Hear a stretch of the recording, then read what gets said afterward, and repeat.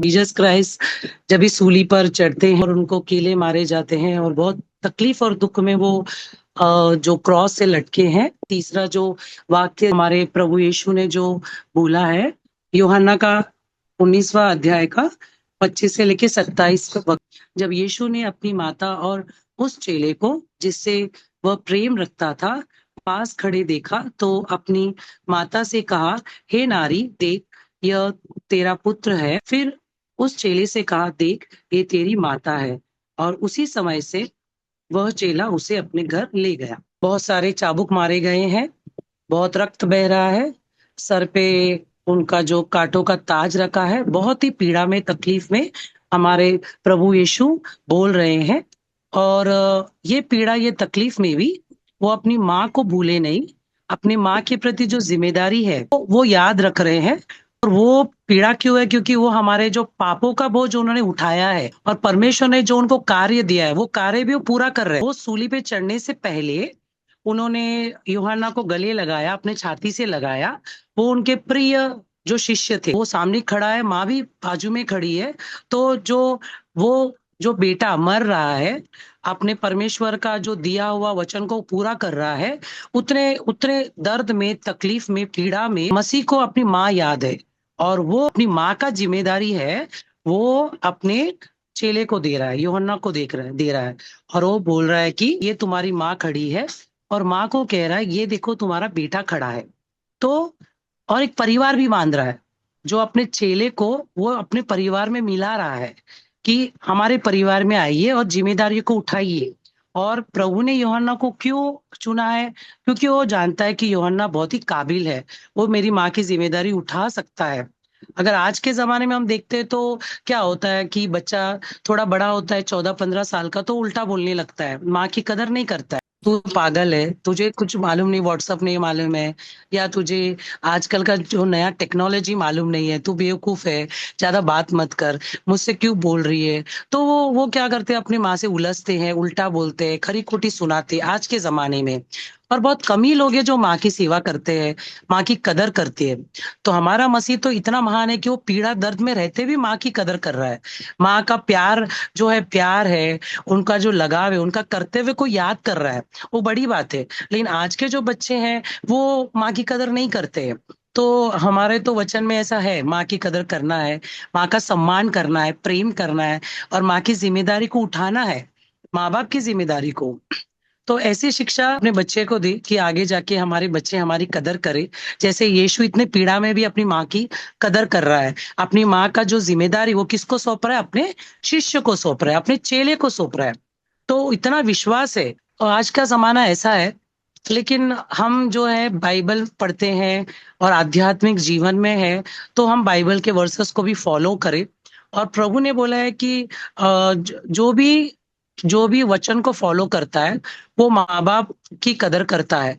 और जो माँ बाप की कदर करता है, वचन को फॉलो करता है, वो परमेश्वर के पास पहुंचेगा। जो भी बूढ़े माँ बाप होते हैं, बच्चे उनकी कदर करे। और एक स्टोरी बचपन में पढ़ा था हमने कि वो जो बच्चा बहुत बार पूछता है, ये क्या है, ये क्या है, ये क्या है। तो बाप बोलता है, ये चिड़िया है, ये चिड़िया है, कहाँ है, क्या है, किधर जा रही। बच्चा बहुत प्रश्न पूछता है, एक ही क्वेश्चन बहुत बार पूछता है, एक ही क्वेश्चन बहुत बार पूछता है। तो पिताजी बहुत बार आंसर देता है। जब वो जवान होता है, बच्चा छोटा होता है। लेकिन जब ये क्या होता है, जब पप्पा जो बूढ़ा हो जाता है और बच्चा बच्चा जवान हो जाता है, तो जो बूढ़ा बाप पूछता है कि ये कहाँ से लाया है, ये क्या है। तो बच्चा जो है उल्टा बात करता है, क्योंकि अभी जवान हो चुका है, वो अभी नौकरी कर रहा है, वो खुद पे क्या इंडिपेंडेंट है, खुद के पैरों पे खड़ा है, स्वावलंबी है। तो वो पापा को बोलता, क्या नहीं समझता, तुझे इतनी बार बोला तो भी इस दिमाग में जाता नहीं है क्या? तो पापा क्या करता है, कुछ वीडियोस दिखाता है अपने बेटे को, पहले का। जैसे अब मोबाइल आ चुका है, अभी तो कुछ सालों से चल रहा है, 15-20 सालों से। तो वो बताता है कि देख, ऐसा तू जब बचपन में था तो तूने बहुत सारा प्रश्न पूछा, तो मैंने कई बार एक ही प्रश्न का आंसर कई बार दिया। तो आज मैंने तो एक पूछा तो तूने इतना मुझे सुनाया। तो बेटे को बहुत पश्चाताप होता है, तो वो सोचता है कि कितना मैं गलत हूँ। तो जिंदगी में माँ बाप की कदर करने वाला प्रभु का मतलब सच्चा शिष्य होता है। जैसे जीसस ने फैमिली बांधा, यूहन्ना को अपने माँ को सौंप कर, मतलब जैसे हमारे दोस्त भी होते हैं जिनको हम काम देते हैं। हम कोई दोस्त को अपने घर में मतलब आह्वान करते हैं, ये मेरा दोस्त है। कभी हमारा हम बाहर जाते हैं तो हम अपने बच्चों को या अपनी मम्मी को थोड़ा देर के लिए किसी के घर में रखते हैं, मतलब हमको उस दोस्त पे भरोसा है। दोस्त को भी हम बोलते हैं ये मेरा परिवार का ही है। मैथ्यू का 15 अध्याय 4 वाक्य देखोगे तो उसमें ऐसा लिखा है कि क्योंकि परमेश्वर ने आज्ञा दी अपने माता और पिता का सम्मान करो। जो नीति वचन 19 का 26वां, जो अपने माता पिता को हानि पहुंचाता है और माता को दूर करता है वह लज्जा और अपमान लाता है। हम जब भी तकलीफ में रहते हैं तो हम लोग ये बोलते हैं अम्मा, तो माँ को हम पुकारते हैं, माँ हमें चाहिए, ऐसा हम सोचते हैं, बच्चे रहे या बूढ़े रहे बड़े रहे। लेकिन इधर क्या हो रहा है कि बेटा बहुत तकलीफ में है और वो अपने माँ को पुकार नहीं रहा किसी मदद मदद कर माँ, वो बोल रहा है कि माँ की जिम्मेदारी किसी को सौंप रहा है। तो हमारे लाइफ में जो माँ है वो बहुत रोल अदा करती है, बहुत ही महत्वपूर्ण है माता। जो भी हमारे माता पिता उनके आज्ञा का पालन करो। अगर एफेसिस की पत्रिका आप देखोगे उसका 6, बच्चों प्रभु में अपने माता पिता की आज्ञा मानो, यह सही है। तो हमें हर समय माता पिता की आज्ञा माननी चाहिए। कलोसियंस देखोगे तो 3 वाला जो उसका अध्याय है और 20वां जो वचन है उसमें लिखा है बच्चों हर बात में अपने माता पिता की आज्ञा मानो, यह प्रभु का को अच्छा लगता है। अगर हम माता पिता की आज्ञा को मानते तो प्रभु भी हमको पसंद करेंगे, प्रभु को भी अच्छा लगेगा, क्योंकि ये बंदा जो है, ये जो बच्ची है, ये जो बच्चा है मेरे वचनों पे चल रहा है और मुझे मान रहा है, मेरे परमेश्वर को मेरे पिता को मान रहा है।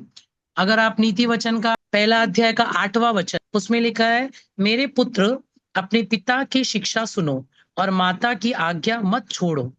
तो पिता जो भी शिक्षा देते हैं, चाहे हम गलत करते हैं तो भी हमको शिक्षा देता है, हमें समझाता है, वो हमको सुनना है। हम माता की आज्ञा का भी पालन करना है और हमारे पेरेंट्स का केयर करना है। हमारे पेरेंट्स का जैसे प्रभु केयर कर रहे हैं अपनी माँ का, उसी प्रकार हमको भी केयर करना है। अगर आप नीति वचन देखोगे 23 का 22 वचन देखोगे उसमें क्या लिखा है, अपने पिता की सुनो जिसने तुम्हें जन्म दिया और अपनी वृद्ध माता का तिरस्कार ना करो। तो इसमें भी यही लिखा है कि हमारे पिता का सुनना है, वृद्ध माता का तिरस्कार हमको नहीं करना है। 1 तिमोथी आप देखोगे 5वां अध्याय और 4वां वचन, यदि किसी विधवा की संतान या भतीजे हैं तो उन्हें पहले अपने घर में भक्ति दिखाना और माता पिता का ध्यान रखना चाहिए, परमेश्वर के सामने अच्छा है। सबसे महत्वपूर्ण जिम्मेदारी बच्चों को परमेश्वर के मार्ग में बढ़ाना। अगर उनको परमेश्वर के मार्ग में हम बढ़ाएंगे तो मार्ग छोड़ के वो नहीं जाएंगे। माता पिता का सम्मान करना, उनसे प्रेम करना, उनके आज्ञा का पालन करना, उनके जिम्मेदारी को उठाना, ये हमको हमारे प्रभु यीशु इतने तकलीफ में, इतना पीड़ा में, इतने बहते खून में और उनको जो कीले मारे गए हाथों में पैरों में, सर में ताज का है मुकुट जो बहुत ही कांटों का है और वो पानी के लिए तड़प रहे और उनको जो पानी दिया जा रहा है वो बहुत ही कड़वा पानी और उसमें अंगूर का रस डाल के दिया है, वो पीने से मना कर रहे फिर भी उनको डाल रहे। वो इतनी पीड़ा में भी उनको उनकी माँ याद है। आसपास देखेंगे तो माँ को भूल जाते हैं लोग, उनको रियल में ही बाइबल पढ़ना, उसको फॉलो करना है। आसपास के माहौल में बिगड़ गया ऐसा ना रहते हुए हमको जो प्रभु ने जो भी हमको कमांडमेंट्स दिए गए उसको भी हमको याद रखना है। तो प्रभु इतनी पीड़ा में भी अपनी माँ की कदर कर रहे हैं, तो हमको हर समय अपने माँ बाप की कदर करनी है, उनसे प्रेम करना है, उनके आज्ञा का पालन करना है। तो क्यों जो बूढ़े होते हैं उनको लगता है कि मेरे पास आए, मेरे से बात करे, मेरे चीजें सुने। भले वो लोग इरिटेट करते हैं लेकिन उनके साथ बात करने से उनको बहुत खुशी मिलती है। उनको लगता है मुझे अभी भी रिस्पेक्ट दे रहे हैं, मेरे घर में मेरी कदर है। तो मतलब जो भी प्रेम है, हमारी जिम्मेदारी है, जो भी हमारा सम्मान है पेरेंट्स के प्रति, हमारे माँ बाप के प्रति, वो हर समय हम हमारा रहना ही चाहिए। हम उनकी कदर कर रहे हैं मतलब परमेश्वर हमारे साथ है। परमेश्वर हमको इतना बल और ताकत दे रहे हैं कि हम उनकी सेवा कर रहे हैं, उनको सम्मान कर रहे हैं। हम बाइबल के वाक्यों के अनुसार जा रहे हैं और पढ़ रहे हैं। और परमेश्वर का राज्य हमारे लिए बहुत बहुत नजदीक है, क्योंकि उनके आयतों को हम पढ़ रहे, समझ रहे और उसका अनुसरण कर रहे हैं, तो ये बहुत ही जरुरी है। त्याचे शिष्य सोडून गेले पण त्याचा आवडता शिष्य योहान आणि त्याची आई त्या उभ्या होत्या. योहानाच्या अंतःकरणामध्ये एक प्रेम होतं आणि त्याने त्याची आईची जबाबदारी आपल्या योहानावर सोपवली आणि खरं आज्ञाचं पालन करत होता. आणि योसेफ हा मरण पावला. त्याची आई विधवा झाली, त्याला भाऊ होते, पण त्यांनी त्याची जबाबदारी स्वतःवर घेतली आणि आपल्या योहानावर त्याची आईची जबाबदारी सोपवली. परमेश्वराचे गौरव करणे म्हणजे त्याचा आदर करणे आणि त्याची सेवा करणे आणि येशूचं आणि तिचं नातं तुटणार होतं. म्हणून तो म्हटला, बाई पहा तुझी आई, मुला पहा तुझी आई. ती कोण तुझ्या आई, उपकाराला सीमा नाही. आज त्या आईच्या उपकाराला सीमा नाही. त्या आईबद्दल आपण किती बोललं तरी ते कमीच आहे. आपल्या जीवनामध्ये पण एक सर्वांना एक हे जबाबदारी आहे आणि आपली जबाबदारी आपल्याला पार करायची आहे. त्याने आपल्या आईवरच प्रेम केलं नाही, तर त्याने सर्वांवर प्रेम केलं. म्हणून योहान 3:16 मध्ये सांगत आहे की देवाने जगावर एवढी मोठी प्रीती केली की त्याने आपला एकुलता एक पुत्र दिला, अशासाठी की जो कोणी त्याच्यावर विश्वास ठेवतो त्याचा नाश होऊ नये, तर त्याला सार्वकालिक जीवन प्राप्त व्हावे.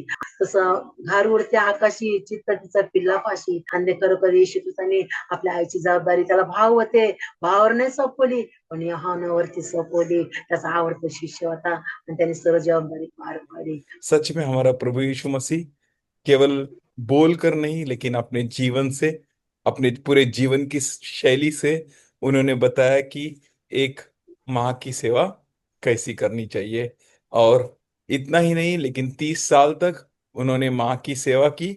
उनके जो शारीरिक पिता के मृत्यु के बाद पूरे घर को संभालना, भाइयों को बढ़ाना, बहनों का विवाह करना, हर मामले में, हर बात में अपना पूरा कर्तव्य को पालन किया। और इतना ही नहीं, सबसे पहला वचन तो उन्होंने क्या बताया कि हे पिता इन्हें क्षमा कर।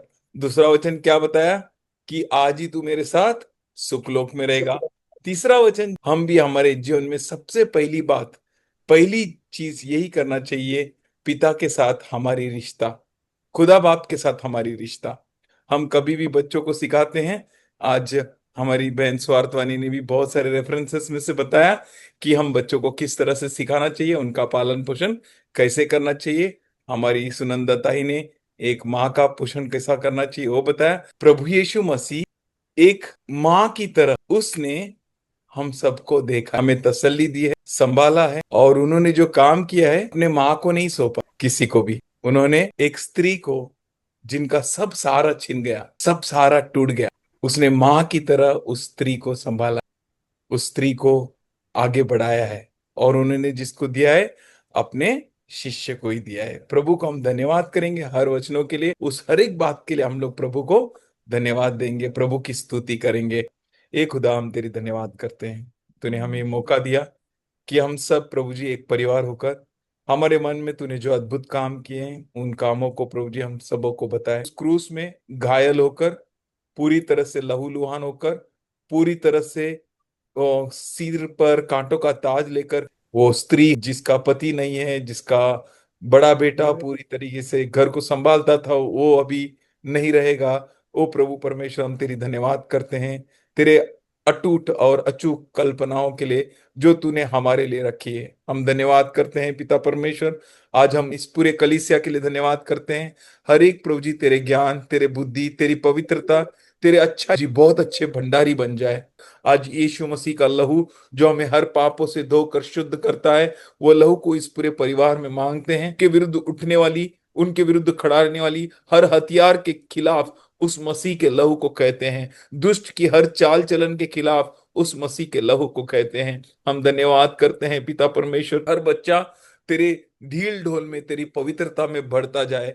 उनके खिलाफ उठने वाले हर एक हथियार को प्रभु जी उनके आज्ञा पालन के वजह से आज प्रभु जी हम धन्यवाद करते हैं। तेरा वचन जैसा कहता है, तुम्हारी आज्ञा पालन से हम हर हथियार जो तुम्हारे खिलाफ उठती है उसको नतमस्तक करने लगाएंगे। आज मसीह के नाम से इस कलीसिया के विरुद्ध, इस बच्चों के विरुद्ध उठने वाली हर हथियार, हर चाल चलन जो दुश्मन का है, हर ताकत जो अपने आप को खुदावन से ऊंचा उठाकर इन बच्चों के खिलाफ काम करने के लिए उठाए, नतमस्तक हो जाए, कार्यहीन हो जाए, बच्चों के पैरों तले बहुत ही जल्द दुष्ट को कुचलेगा। इसलिए हम धन्यवाद कर, आगे भी जो तेरे बच्चे वचन की, शब्दों की और तेरे ज्ञान, तेरी पवित्रता, तेरे आत्मा के कार्य में बढ़ने वाले हैं, सबों पर तेरे पुत्र यीशु मसीह के लहू और सामर्थ को मांगते हैं।